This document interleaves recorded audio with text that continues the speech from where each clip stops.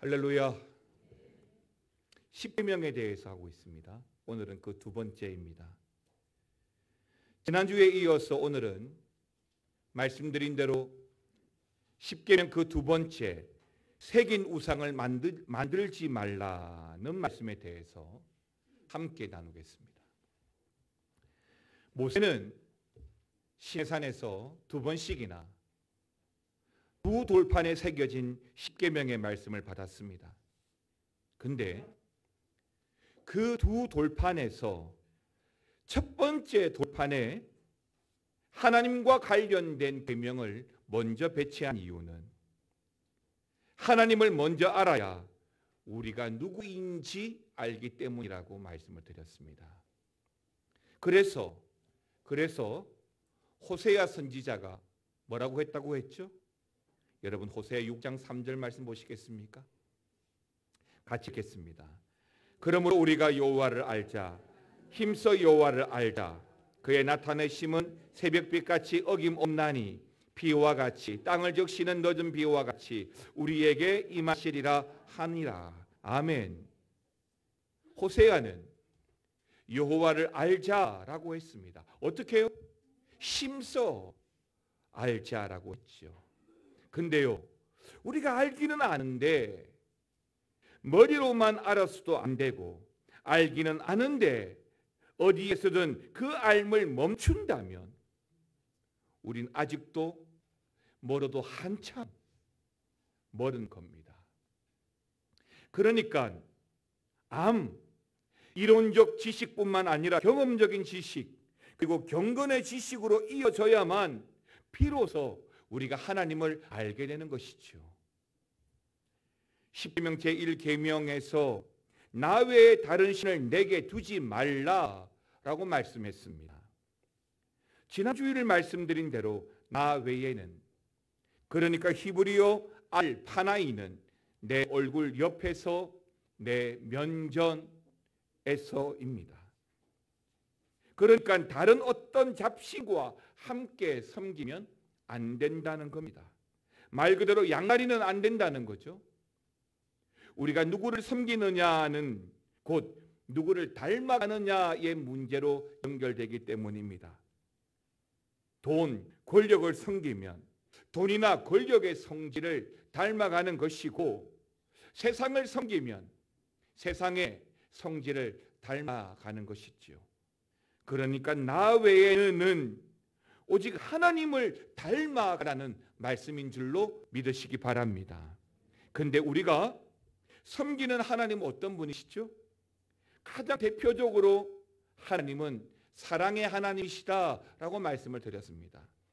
사랑은요, 무례히 행치 않잖아요. 자기의 유익을 구하지 않습니다. 언제나 온유하고 겸손합니다. 그럼 어떻게 해야 되죠? 바로 그 하나님을 닮아가는 거예요. 바로 이것이 제1계명을 지키는 삶이라고 지난 주일에 말씀을 드렸습니다. 오늘은 십계명 그 두 번째 계명, 너를 위하여 새긴 우상을 만들지 말라에 대해서 함께 말씀을 나눌 텐데 그 첫 번째가 말씀대로 새긴 우상을 만들었던 사건입니다. 사실은 제1계명에서 말하는 다른 신, 나, 하나님이 주어가 되어서 나 외에는 그렇게 말합니다. 그런데 제2계명에서는 너를 위하여라고 말하고 있습니다.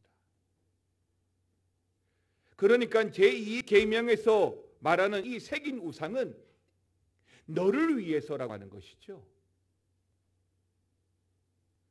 또 하나, 이 2계명에서 말하는 새긴 우상은 제1계명에서 말하고 있는 다른 신과 별로 큰 차이가 없어 보이지 않습니까?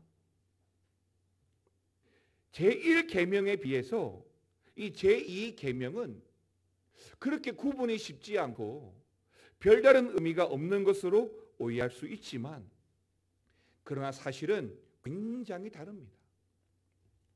잘 보시면 오늘 보면 출애굽기 20장에서 두 번째 계명은 지난주에 말씀드렸던 그 제1계명에 비해서 상당히 많은 지면을 할애하고 있고 부가적인 설명도 많습니다. 그리고 제2계명에서 그러니까 하나의 독립된 계명으로서 이 제2계명은 많은 내용을 담고 있다는 것을 설명해 주고 있는 것입니다. 제2계명은 첫 번째 계명에서 말하는 다른 신이 아니라 우상으로 번역해 놓았지만 실제로는 말 그대로 제1계명에서 말하는 답신, 하나님 외에 다른 신을 말하는 것이 아니라 나를 위해서, 너를 위해서 하나님을 상상하면서 하나님 대신 만든 것이라는 것이죠. 그러므로 오늘 본문인 제2계명은 지난주 말씀드린 첫 번째 계명과는 전혀 다른 문제의 계명인 것입니다. 사랑하는 성도 여러분, 두 번째 계명에서 새긴 우상을 만드는 문제에 대해 성경에서 사실 여러 건의 사건들을 오늘 우리에게 보여주고 있는데요. 그 첫 번째 가장 대표되는 사건이 바로 출애굽기에 등장하는 아론의 금송아지 사건입니다. 십계명을 받으러 올라간 모세, 시간이 지체가 되자 사람들은 아론을 찾아와서 오늘 우리를 위하여 우리를 인도할 신을 만들어 달라고 합니다. 그러니까 무슨 말이에요? 모세는 하나님을 만나러 갔는데 우리도 보이는 하나님을 만들어 달라는 거예요. 이에 아론은 백성들의 원성에 의해서 각종 금고리를 모아서 붓고 조각칼로 새겨서 만든 게 바로 금송아지 형상이었던 것입니다. 분명히 우상입니다. 그렇다면 아론은 왜 하필 송아지를 만들었을까요? 여러분 출애굽기 32장 4절 말씀 보시면 아론이 그들의 손에서 금고리를 받아 부어서 조각칼로 새겨 송아지 형상을 만드니 그들이 말하되 이스라엘아 이는 너희를 애굽 땅에서 인도하여 낸 너희의 신이로다 하는지라. 이 금송아지를 만들고 금송아지가 누구라는 거예요? 하나님이라는 거죠. 당시에 힘을 상징하는 가장 대표적인 동물은 소였습니다. 그래서 출애굽하게 하신 그 전능한 하나님의 힘을 이 송아지 상에 담아서 섬기려고 한 것이죠. 그렇다면 여기서 궁금한 게 있어요. 이 금송아지는 하나님과 전혀 다른 우상일까요? 아니면 정말로 여호와 하나님을 형상화한 것일까요? 성경의 표현 그대로라면 여호와의 형상, 즉 여호와 하나님을 형상화한 것이 맞습니다. 그리고 또 하나의 우상 사건이 등장하는데요. 열왕기상에 등장하는 여로보암의 금송아지입니다. 여러분 열왕기상 12장 28절 말씀 보시겠습니까? 같이 읽어보겠습니다. 이에 계획하고 두 금송아지를 만들고 무리에게 말하기를 너희가 다시는 예루살렘에 올라갈 것이 없도다. 이스라엘아 이는 너희를 애굽 땅에서 인도하여 낸 너희의 신들이라 하고. 다윗의 아들 솔로몬이 죽고 난 이후에 이스라엘은 남과 북으로 분열됩니다. 그런데 여기서 발생하는 문제는 나라가 분열되고 나뉘어지었지만 북쪽에 있는 이스라엘 백성들은 여전히 매 절기마다 남쪽 유다에 있는 예루살렘으로 가야 했던 것이죠. 그래서 이 북이스라엘의 여로보암의 선택은 북쪽 땅에 예루살렘 성전을 대신할 수 있는, 그러니까 베델과 단에다가 금송아지를 만들고 거기에다가 경배하고 분향하게 한 것입니다. 우상이죠. 그렇다면 조금 전 질문드린 대로 이 금송아지도 또 하나의 우상일까요? 아니면 여호와 하나님을 형상화한 것일까요?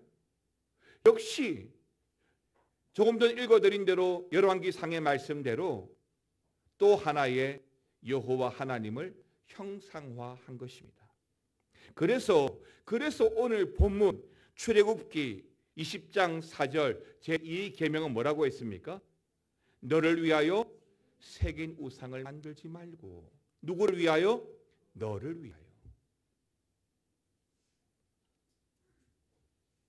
그러니까 전혀 다른 우상을 가리켜 하나님의 형상을 만들지 말라 명령한 것이 아니라 하나님을 금송아지든지 또는 4절 이하에 있는 말씀처럼 우리가 상상하는 어떤 형상으로도 만들지 말라는 것이죠.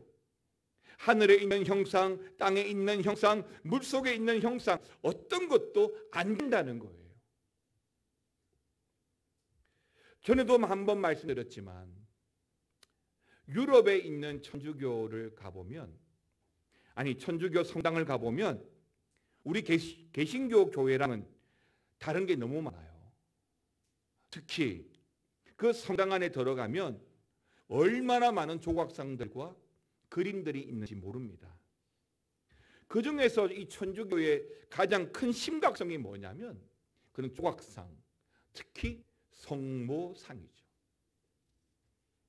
그리고 그 성모상의 역할입니다. 천주교회를 다니는 사람들은 역시 자기들도 예수님께 기도한다라고 합니다. 다만 성모 마리아를 통해서 할 뿐이라는 것이죠. 너를 위하여 새긴 우상을 만들지 말라. 그럼에도 불구하고 교회가 어떤 형상이라도 교회 내부에 설치하지 말아야 하는 이유, 오늘 본문 출애굽기 20장 4절에서 분명히 어떤 형상도 만들지 말라라고 말씀하셨기 때문입니다. 두 번째는 그럼 그렇게 새긴 우상들의 문제점이 뭘까요? 성경은 오늘 본문을 비롯해서 우상에 대해서는 굉장히 단호합니다. 그런데도 사람들은 왜 자꾸만 우상을 만들까요? 그에 따른 몇 가지를 정리해 보았습니다. 하나는 우상, 그러니까 눈에 보이도록 내가 원하는 한 자리에 고정시켜서 어디에서든 보게 하자는 겁니다. 사람들은 보고 듣고 만져보아야 믿으려는 경향이 있습니다. 맞습니다. 내가 편한 자리에다가 하나님을 만들어 고정시켜 놓고 언제라도 내가 원할 때 경배하고 싶으면 경배하고 원하는 대로 다 할 수 있으니까요. 그래서 내가 하나님을 섬겼다라고 확신할 수 있고 확인할 수 있기 때문에 우상을 만들어서 세워두는 거죠. 근데 이 편리라는 관점과 효율이라는 관점에서 보면 나쁜 것 같지는 않아요.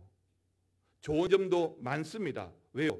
내가 원하기만 하면 언제라도 찾아가고 언제라도 만날 수 있고 확인할 수 있는 거잖아요. 또 거기만 신이 있으니까 그러면 좀은 우리가 편하게 살 수 있잖아요. 좀 나쁜 짓 하다가 거기만 찾아가서 회개하면 되니까요. 그러나 여기에 심각한 문제가 있는데 이 부분에 대해서는 조금 후에 다시 설명을 드리겠습니다. 두 번째, 또 하나의 이 새긴 우상의 문제점, 그 이유는 우상을 내 마음대로 주물릴 수 있다는 거죠. 이게 무슨 말이냐면 사람들은 그 신에게, 우상에게 자신의 안전을 보장받기 위한 욕망이 많습니다. 가족의 안전, 사업의 안전. 그래서 보이는 우상을 만들어 놓고 그 보이는 신에게 그 문제를 대면하고 말할 수 있는 거죠. 그런데 이 문제는 사실은 굉장히 심각한 문제인데요. 우리 경건한 사람들도 이 문제 앞에서는 자유로울 수가 없기 때문입니다. 왜냐하면 우리는 본질상 죄인입니다. 그 본질적인 죄성으로 인해서 사실 처음에는 믿음으로 또는 좋은 의도로 시작한다 하더라도 결국에는 그 죄성 때문에 하나님을 내 손 안에, 내 욕망 안에 가두려는 못된 습성이 있는 거예요.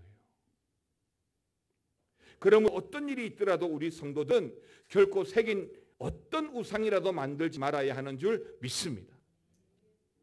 여러분 본문 4절 말씀을 다시 한번 보시겠습니다. 시작.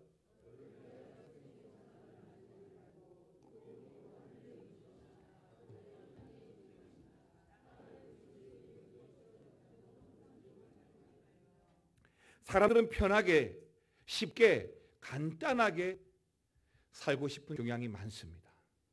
시대가 발달하면 할수록 이런 경향은 더 강해집니다. 핵가족이 되고 1인 가구가 되고. 그래서 보이지 않는 하나님을 의지하지 않고 하나님처럼 만든 형상이나 물건을 쉽게 의지하고 만드는 거죠. 그렇습니다. 하나님이 아닌 너를 위해서, 나를 위해서 내 마음대로의 상을 만들었기 때문에 그 물건을 통해서 하나님의 뜻이나 방향과 상관없이 어디든지 하나님을 내 이익이나 내 뜻에 따라서 이용할 수 있습니다. 다른 또 하나의 사건을 보실까요? 여러분 사무엘상 4장입니다. 6절과 7절인데요. 같이 읽겠습니다. 블레셋 사람이 그 외치는 소리를 듣고 이르되 히브리 진영에서 큰 소리로 외침은 어찌 됨이냐 하다가 여호와의 개가 진영에 들어온 줄을 깨달은지라. 블레셋 사람이 두려워하여 이르되 신이 진영에 이르렀도다 하고 또 이르되 우리에게 화로다. 전날에는 이런 일이 없었도다. 아멘입니다. 뭐에 대한 이야기예요? 법궤에 대한 이야기죠. 이스라엘은 블레셋과의 전쟁에서, 이 전쟁에서 4,000명이 죽습니다. 그래서 사울은 긴급하게 장로들을 불러서 회의를 합니다. 그리고 그 회의를 통해서 그들이 가져온 방안은 여호와의 궤, 법궤, 그러니까 의지할 만한 우리 눈에 보이는 형상 법궤를 가져오게 합니다.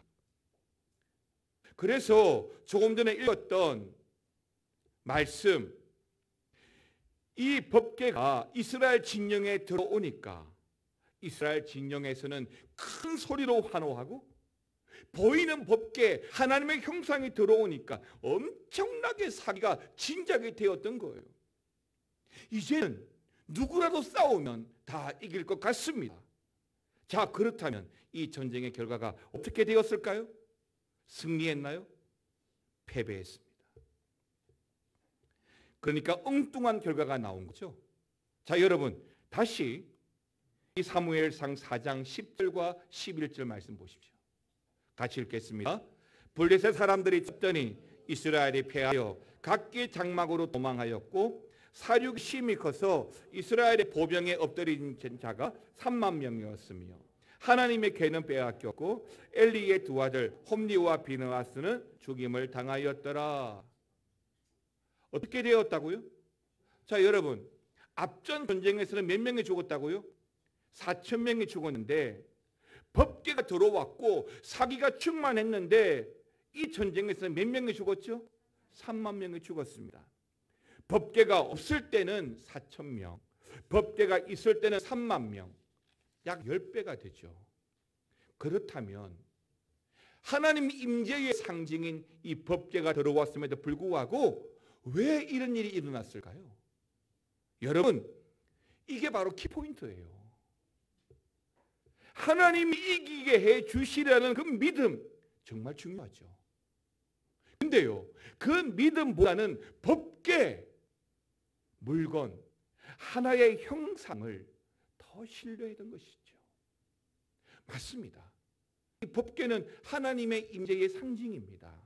그런데요, 이 사람들은 하나님의 임재를 기대한 것이 아니라 눈에 보이는 형상, 법궤로 말미암아 기뻐하고 환호했던 것이죠.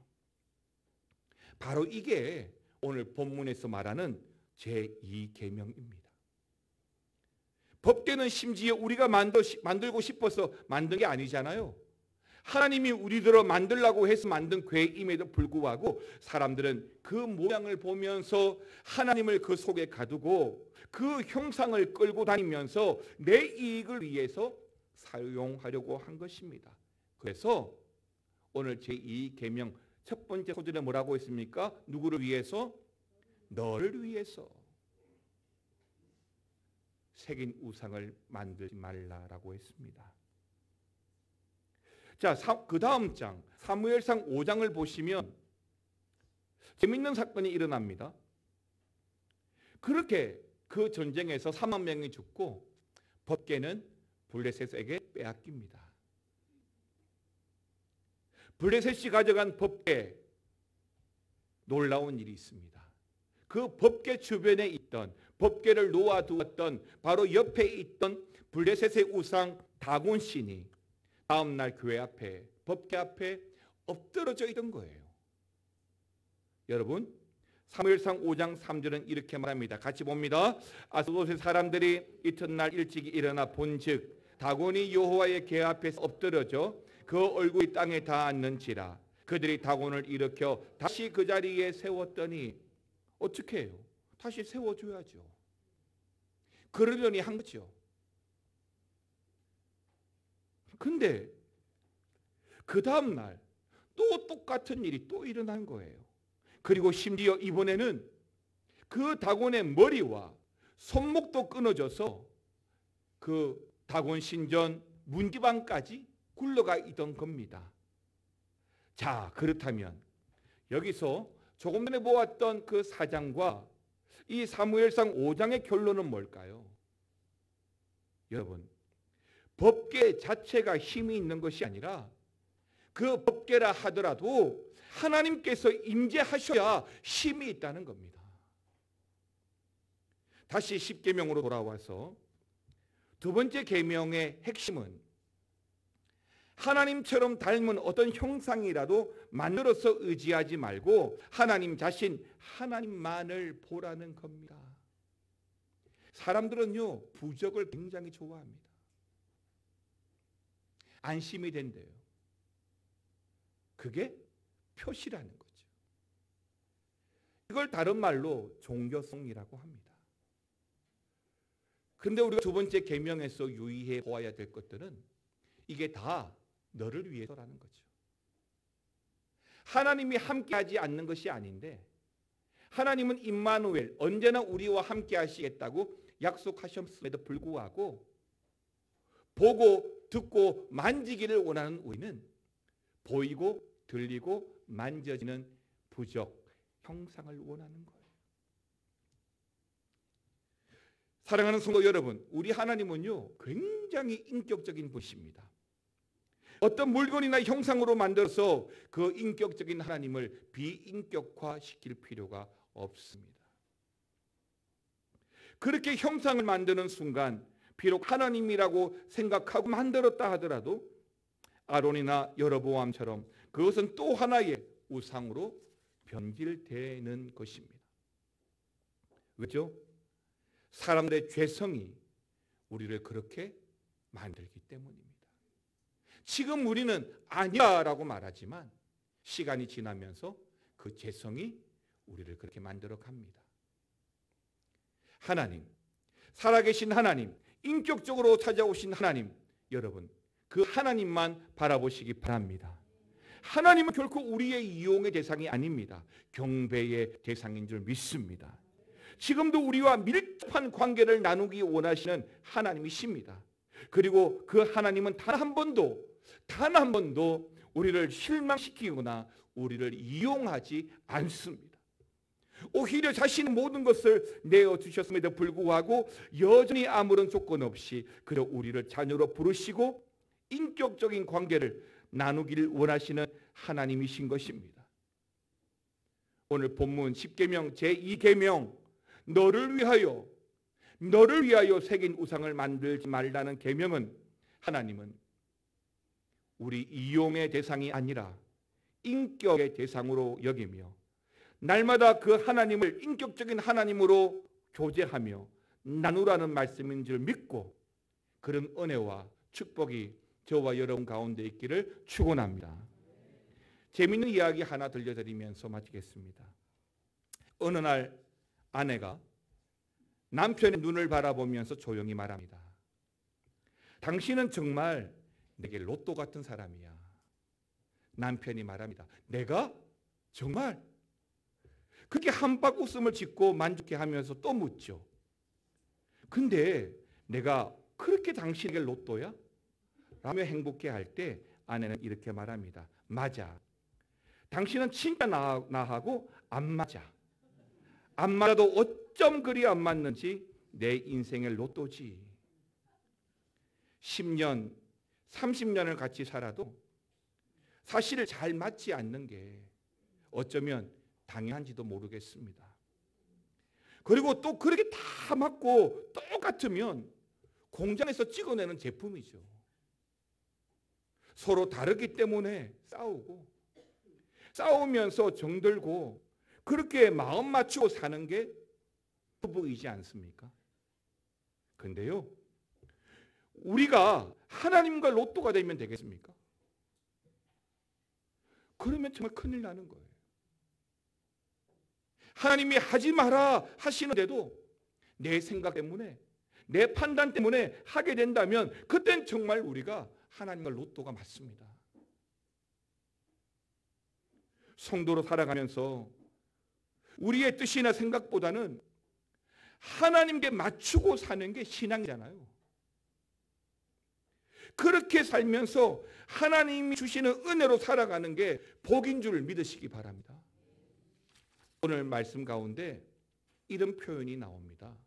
여러분 5절 6절 본문 5절 6절 말씀 보십시오. 그들에게 절하지 말며 그것들을 섬기지 말라. 나 내 하나님 여호와는 어떤 하나님이라고요? 질투하는 하나님인즉 나를 미워하는 자의 죄를 갚되 아버지로부터 아들에게로 몇 대까지요? 3, 4대까지. 나를 사랑하고 반대로 계명을 잘 지키는 자에게는 몇 대요? 1000대까지 은혜를 베푼다라고 했습니다. 이 말씀에서 여러분 우리가 뭘 보아야 되냐면 하나님은 질투하는 하나님이시다라고 했는데 그 말씀 뒤에 이어 나오는 말씀을 우리가 유념해 볼 필요가 있습니다. 그러니까 나를 미워하는 자의 죄는 갚겠다. 몇 대까지? 3, 4대까지. 여러분 정말 무서운 말씀 아닙니까? 축복의 말씀인가요? 저주의 말씀이잖아요. 근데요, 그 다음 보십시오. 6절. 나를 사랑하고 내 계명을 지키는 자에게는 몇 대까지요? 1000대까지 은혜를 베푸느니라 믿으시기 바랍니다. 사랑하는 성도 여러분, 우리 하나님은요 굉장히 인격적인 분이세요. 질투하는 하나님이란 표현도 사실은 우리 하나님이 인격적인 분이시는 것을 보여주는 거죠. 기계적으로 1 더하기 1이 2라는 식의 공식으로 상과 벌을 주시는 분이 아니고 그 인격, 그러니까 교제와 나눔을 통해서 상과 벌을 주시는 분이신 것입니다. 그리고 하나님이 주시는 그 상, 그 베품, 그 축복의 사이즈는 정말 상상할 수 없을 만큼 넓고 크죠. 무슨 말이냐면 우리가 잘못하면 몇 대까지 벌을 준다고요? 3, 4대. 사실은 쉽지 않지만 그래도 3, 4대에서 끝나는 거예요. 그런데 우리가 하나님의 뜻을 잘 따르면요, 말씀대로 잘 살면요, 몇 대까지요? 1000대까지 은혜를 베푸시는 줄 믿으시기 바랍니다. 그러니까 여러분 하나만 잘하면 여러분 때문에 괴대의 축복이 있고 자녀 1000대까지 복을 받는다라고 했다는 거죠. 성도 여러분, 오늘 본문 제2 계명을 보면서 우리 뒤에 1000대가 복을 누리도록 살아가는 은혜가 있기를 축원합니다. 내 마음대로 하나님을 만들어서 나를 위해서, 내 이익을 위해서 하나님을 복주는 제품처럼 이용하는 신앙이 아니라 지금도 끊임없이 교회에서 가정에서도, 여러분 직장에서도 교제하기를 원하시는 그 인격적인 하나님과 날마다 믿음의 교제를 나누고, 하나님 외에 다른 어떤 우상도 만들지 않고 날마다 하나님의 뜻 가운데 살아가시는 저와 여러분 되시기를 축원합니다.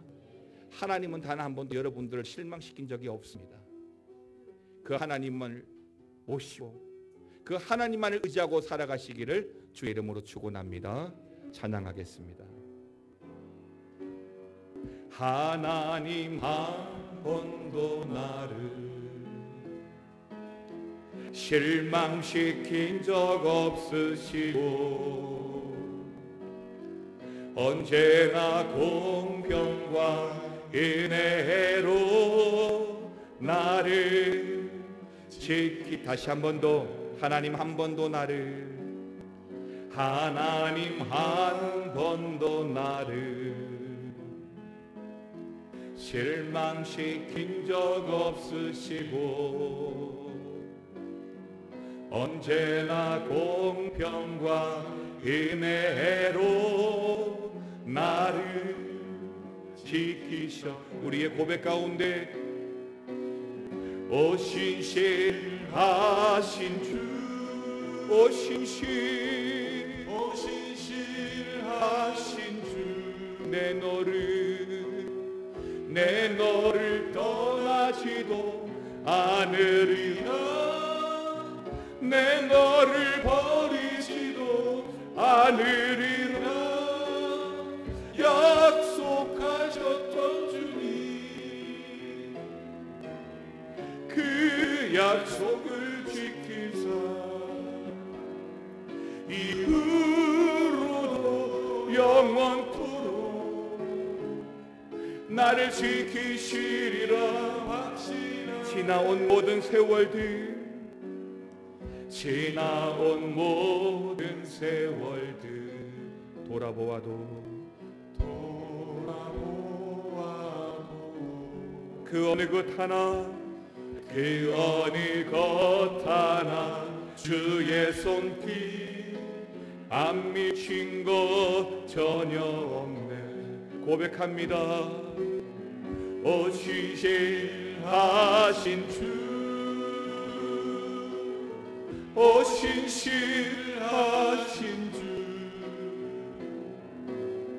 내 너를 떠나지도 않으리라, 내 너를 버리지도 않으리라. 약속하셨던 주님, 그 약속을 지키사 이후로도 영원토록 나를 지키시리라. 함께 일어나셔서 오 신실하신 주, 오 신실하신 주, 오 신실하신 주, 내 너를 떠나지도 않으리라, 내 너를 버리지도 않으리라. 약속하셨던 주님, 그 약속을 지키사 이후로도 영원토록 나를 지키시리라. 이후로도 영원토록, 이후로도 영원토록 나를 지키시리라 확신하네. 널 위하여 새긴 우상을 만들지 말고, 또 위로 하늘에 있는 것이나 아래로 땅에 있는 것이나 땅 아래 물속에 있는 것에 어떤 형상도 만들지 말며 라고 말씀하셨습니다. 나를 위하여, 우리를 위하여 새긴 어떤 우상도 만들지 말고 믿음으로 말미암아 온전히 하나님 찾고 하나님 의지하고 묵묵히 그 하나님 따라가는 성도의 삶을 허락하여 주시옵소서. 하나님은 단 한 번도 우리를 실망시킨 적이 없지만 우리는 그 죄성 때문에 얼마나 많이 하나님을 실망시켜드리는지 모릅니다. 그럼에도 불구하고 결코 우리를 떠나지 않겠다, 결코 우리를 버리지 않겠다 라고 약속해 주셨습니다. 하나님 외에 어떤 다른 신도, 나를 위하여 어떤 우상도 만들지 않고 그 약속 붙들고 하나님 의지하고 살아가기를 원합니다. 지금은 우리 주 예수 그리스도의 은혜와 아버지 하나님의 사랑과 성령의 감화 감동, 교통 충만, 역사 위로하심이 너를 위하여 새긴 우상을 만들지 않고 온전히 떠나지 않겠다, 버리지 않겠다 약속하신 그 하나님의 약속만 붙들고 의지하며 믿음으로 살아가기 원하는 모든 성도들 위해 지금으로부터 영원토록 함께 있을지어다. 아멘.